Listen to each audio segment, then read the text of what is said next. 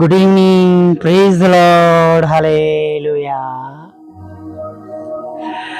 નવા માસની પહેલી સાધની સલામ. ક્રિસમસના આનંદથી હૃદય ભરાઈ ગયું હશે નહીં? એક અલગ ખુશી હોય છે કે આપણા તારનાર ઉદ્ધારકનો જન્મ થયો. આપણે વાસ્તે 2025 વર્ષ પહેલા અનંત જીવનનો માર્ગ ખુલ્લો કરવામાં આવ્યો. તેઓ બારણું બન્યા.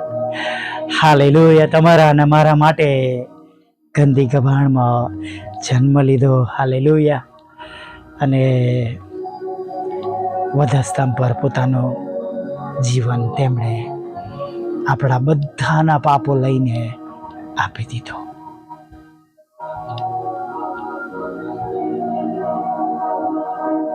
ખરેખર મિત્રો,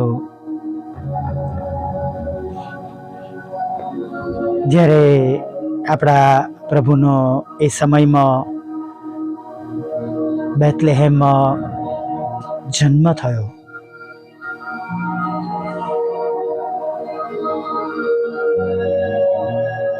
ત્યારે એ રોમન સરકારની પહેલી વસ્તી ગણતરી હતી અને યુસુફ પણ મધર મેરીને લઈને ગધેડા પર નીકળ્યા હતા. અને કહે છે, આપણે જાણીએ છીએ એ પ્રમાણે કે તેમના દિવસો પૂરા થયા, પણ એમને માટે ઉતરવાને માટે કોઈ ધર્મશાળા ખાલી નથી, કોઈનું ઘર નહોતું. પણ કોઈની ગભાણ તેમને મળી. એવી ઠંડીમાં, કડકડતી ઠંડીમાં કેટલો સામાન તેઓ લઈને નીકળ્યા હશે આપણે જાણતા નથી.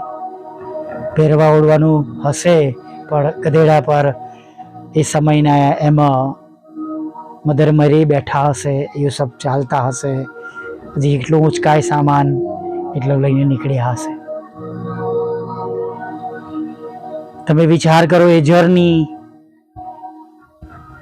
એ સફર તેમના ઘરથી બેથલેહેમ સુધીની કેવી હશે?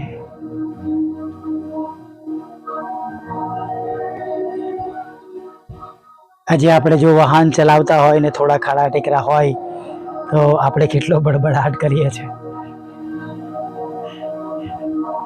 વાહન ખરાબ થઈ જશે, સસ્પેન્શન ખરાબ થઈ જશે, જમ્પર ખરાબ થઈ જશે, ઓઇલ નીકળી જશે, એક્સલ પર નુકસાન થશે, પથરા ગાડી પર ઉડશે, વાગશે, ગોબા પડશે.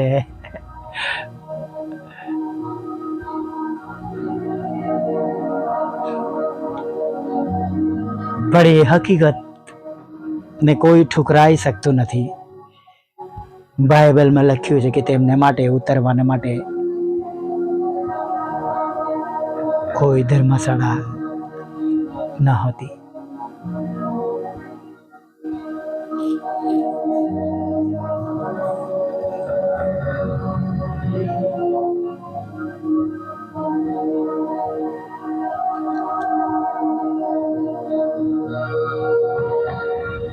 અમે ઘણી વાર એવી જગ્યાએ ગયા છે, એવા ગામમાં પ્રાર્થનાના માટે. ગામોમાં ઘૂસીએ એટલે બધા ભેંસો રાખતા હોય, એટલે એના તબેલાઓ જ હોય. આપણે મેન્જર, ઇંગ્લિશમાં એને મેન્જર કહીએ આપણે, તબેલો કે ગભાણ.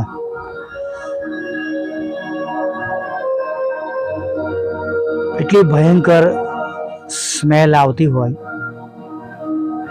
કે તમે થોડી વાર પણ ત્યાં બેસી ન શકો. ગોબર અને મૂત્ર અને જે ગંદવાળો કહેવાય એની સ્મેલ તમે સહન ન કરી શકો. અને ત્યાં આગળ યુસુફે કદાચ થોડી જગ્યા સરસ, કશું લખ્યું નથી, જસ્ટ ઇમેજિન કરીને કહું છું, કે બાળકને જન્મ આપવા માટે જગ્યા તૈયાર કરી. સ્વર્ગના રાજકુમાર સોનાનો પટ્ટો પહેરીને સિંહાસન પર બેસનાર પ્રભુ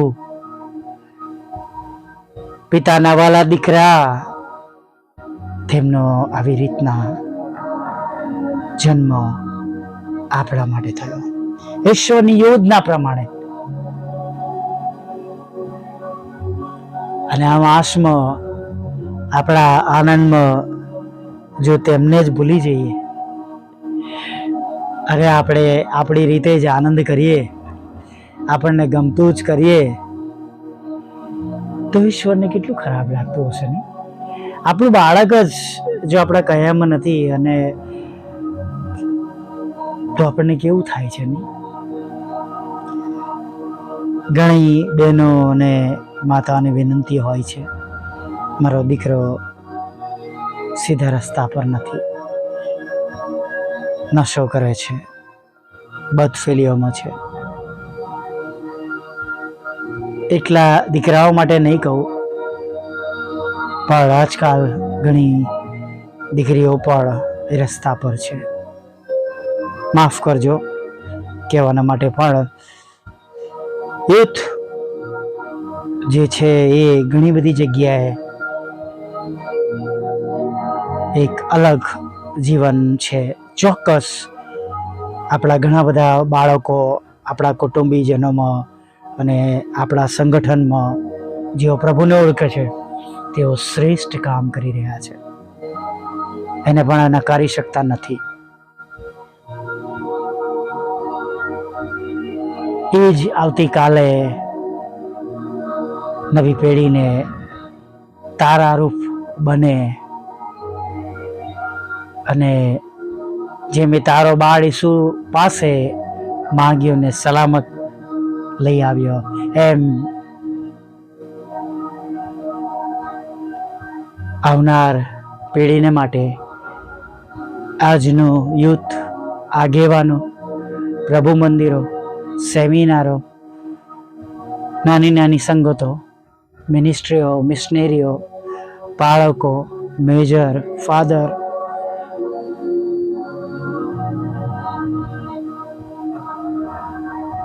લેમેન, ઇવેન્જલિસ્ટ, ઘણા બધા લોકો માટે અને ઘણા જુવાન બાળકો માટે તારારૂપ બને અને પ્રભુ ઈસુની પાસે ના આવે. હાલેલુયા. કેમ કે છેલ્લે પ્રભુ આપણને એ તો પૂછવાના જ છે, તે મારા માટે કેટલા આત્મા જીત્યા, મારે નામે સુવાર્તા આપી, મારે નામે કોઈકને મદદ કરી.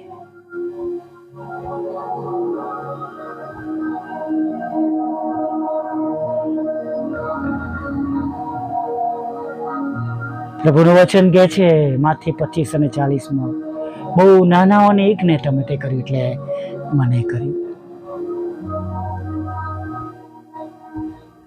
વાલા મિત્રો, બહુ સુંદર વાત છે માથી 2 ને 9 ને. જુઓ, જે તારો પૂર્વમાં તેઓએ જોયો હતો તે તેઓની આગળ ચાલતો ગયો ને બાળક હતો તે સ્થળ ઉપર આવીને થોભ્યો. આપણા ઘરોમાં પ્રભુ છે તો તેમની છત્ર છાયા છે, તેમની પવિત્ર હાજરી છે. આજથી આપણા હૃદયોને, મનોને આપણે પ્રભુ ઈસુના લોહીમાં શુદ્ધ કરીએ, સ્વચ્છ કરીએ, નવેસરથી પસ્તાવો કરીએ, પ્રભુની આગળ નમી જઈએ. અને જુઓ, આ માસ આપણા માટે કેટલો બધો આશીર્વાદિત થાય છે અને આપણે બધા પણ બીજાઓ માટે કેટલા બધા આશીર્વાદનું કારણ બની જઈશું. Praise the lord. હવે એક નાની પ્રાર્થના સાથે આપણે આગળ વધીએ. પ્રભુ, આખા દિવસની સંભાળને માટે અમે તમારો પુષ્કળ આભાર માનીએ છીએ. અમારી સંભાળને માટે, અમારી કાળજીને માટે, અને પ્રભુ અમારી દિવસ દરમિયાનની સર્વ જરૂરિયાતો પૂરી કરવાને માટે, અમને તંદુરસ્ત રાખવાને માટે, મારી પ્રાર્થનાઓના ઉત્તર બનવાને માટે અમે તમારો ખૂબ ખૂબ આભાર માનીએ છીએ. હા પ્રભુ, જેમ અને જે પ્રમાણે જે તમારા બાળકોને બળની જરૂર હતી,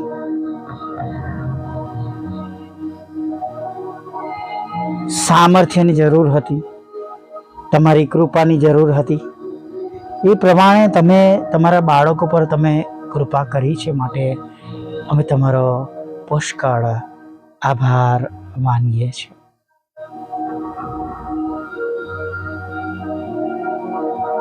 ખાસ પ્રભુ, જેમ પૂર્વમાં એ તારો દેખાયો, એમ પ્રભુ અમારું જીવન પણ તમે જે પ્રકાશ છો એ પ્રકાશથી અમારું જીવન ભરેલું રહે. બીજાઓને અમે અજવાળ રૂપ બનીએ, બીજાઓને માટે અમે સાક્ષી રૂપ બનીએ, નમૂના રૂપ બનીએ, અને ઘણા બધા આત્માઓ શેતાનના બંધનોમાંથી છોડાવી લેવામાં આવે, નાશના માર્ગમાંથી બચાવી લેવામાં આવે, અને ઘણા બધા જીવનો નાશ થતા બચી જાય પ્રભુ. અને એને માટે અમારો ઉપયોગ થાય એવી અમે પ્રાર્થના કરીએ છીએ પ્રભુ. અમે સર્વ સાંભળનાર પ્રભુ, આ માસમાં પ્રભુ પિતા, આખું વર્ષ પ્રભુ જે તમારા નામે અમે બીજાઓને પ્રાર્થનાઓ મોકલી છે, તમારું કાર્ય કર્યું છે, ચોક્કસ આકાશમાં એનું ફળ મળનાર છે. પણ આ માસમાં પણ વિશેષ દરેકને એનું ફળ મળે, દરેક પ્રાર્થનાના યોદ્ધાઓને, દરેક તમારી પાછળ ચાલનાર, તમારો વધસ્તંભ ઊંચકીને ચાલનાર મિનિસ્ટ્રીઓને અને મારી મિનિસ્ટ્રીને મદદ કરનાર, સહાય કરનાર, પ્રાર્થનાઓ કરનાર, અમારા પર પ્રેમ રાખનાર, અને અમારા માટે સહન કરીને પ્રભુ તમારી આ સુવાર્તાની વાતો બીજાને મોકલનારને પ્રભુ તમે બમણા આશીર્વાદથી ભરી દેજો. પ્રભુ, હજી પણ ઘણા એવા બીમાર છે કે જે આ વર્ષની શરૂઆત થઈ ત્યારથી લઈને પ્રભુ આજે પણ એ રોગ તેમના શરીરમાં રાજ કરી રહ્યો છે. પ્રભુ ઈસુ, અમે ખાસ અંગત રીતે એવા લોકો માટે પ્રાર્થના કરીએ છીએ. નામ તમે જાણો છો, અને જે રોગ છે એ પણ તમે જાણો છો. તમારા પવિત્ર નામમાં એ રોગ હવે તેમના શરીરોમાં દેખાય નહીં. તમારી પવિત્ર હાજરીમાં એ રોગ બળીને ભસ્મ થાય, નાશ પામે, અને રિપોર્ટ્સમાં ખબર પડે કે હવે તેમને એ રોગ રહ્યો નથી, એવી પ્રાર્થના કરે છે. બીજા નાના મોટા રોગોમાંથી પણ સાજાપણું આપજો પ્રભુ. લડાઈ ઝઘડા, ખોટા કોર્ટ કેસ, એફઆઈઆર, તોમતો, પતિ પત્નીના લડાઈ ઝઘડા, ફેમિલી કોર્ટ, પ્રભુ બધું જ શાંત કરી દેજો. આ માસ શાંતિનો, તમારા પ્રેમનો, આનંદનો માસ છે. તો એ પ્રમાણે તમારા લોકો સર્વ જગ્યા પર તમારો આનંદ માણી શકે એને માટે તમારા દૂતો અપોઇન્ટ કરજો. નકારાત્મક બાબતોને તમે દૂર કરજો. તમારા સેવક સેવિકાઓને, દરેક ભજનીકોનું તમે રક્ષણ કરજો, જેઓ તમારા પર વિશ્વાસ કરે છે, તમારા લોહીમાં ખરીદાયેલા છે. એ સર્વની તમે સાથે રહેજો. અમારા સતાવનાર માટે પણ પ્રાર્થના કરજો પ્રભુ, તમે તેમને આશીર્વાદ આપજો. ના માસમાં પ્રભુ તેમના મનો બદલાય, ખૂણા પડે, અને પ્રભુ અમે સગડાઓ તમારો દરેક સ્થળે, દરેક જગ્યા પર જે તે સમયમાં તમારું ભજન કરી શકીએ, સ્તુતિ કરી શકીએ, આરાધના કરી શકીએ, ભક્તિ સભાઓ કરી શકીએ, અને પ્રભુ નાના મોટા સંમેલનો કરી શકીએ. પ્રભુ એવી તમારી મોટી કૃપા, કરુણા અને દયા તમે થવા દેજો પ્રભુ. પ્રભુ દરેકના રોજગારને, નોકરી ધંધાને આશીર્વાદિત કરજો. આવકના સાધનોને, બિઝનેસને આશીર્વાદિત કરજો. લગ્નનો આશીર્વાદ આપજો, બાળક ધનનો આશીર્વાદ આપજો. વિદેશ જવાના માટેના રસ્તાઓ તમે ખુલ્લા કરજો. જે પરીક્ષાઓ તે આપે છે, ભણવા માટે હોય કે પ્રમોશન માટે કે નોકરીને લગતી હોય કે ઇન્ટરવ્યૂ લગતી હોય કે વિઝા માટે હોય, ઇન્ટરવ્યૂ માટે હોય, તમે એમાં એમને પાસ કરજો પ્રભુ. જે તમારી સેવિકાનું ખેતર છે પ્રભુ, એમાં જે નામો ઉમેરવામાં આવે છે પાછળથી, એ નામો ખાલી થાય અને તેમનો કબજો પ્રભુ તમે તેમને અપાવજો, એવી અમે પ્રાર્થના કરીએ છીએ પ્રભુ પિતા.